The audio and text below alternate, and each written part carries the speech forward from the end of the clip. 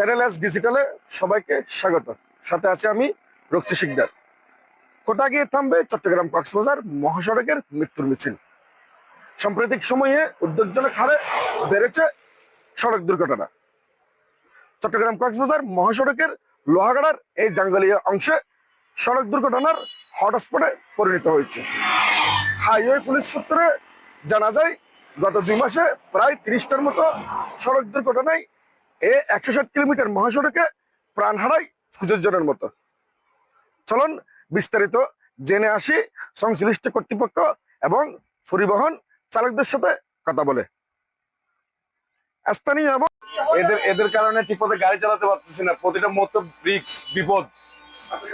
এই টমটম এরা ব্যাটারি চালিত গাড়িগুলো, তাই যত কষ্ট হয় সব টমটমের কারণ অতিরিক্ত ব্যাটারি গাড়ি, অতিরিক্ত এগুলো তো সরকারে দেখো না।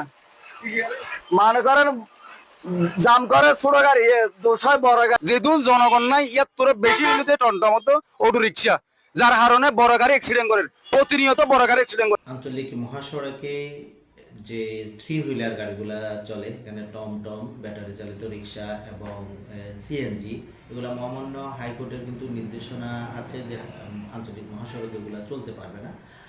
কিন্তু বিভিন্ন আমাদের এখানে এই আঞ্চলিক মহাসড়কের সাথে পিডার রোডগুলো থাকার কারণে এই 3 হুইলার গাড়িগুলা মেইন রোডে চলে আসে। কিছু কিছু ক্ষেত্রে চলে আসার কারণে কিন্তু দুর্বলার গাড়িগুলোর সাথে তাদের গতির যে সামঞ্জস্য হয় না, তার কারণে কিন্তু কিছু কিছু সময় দুর্ঘটনা পতিত হয়।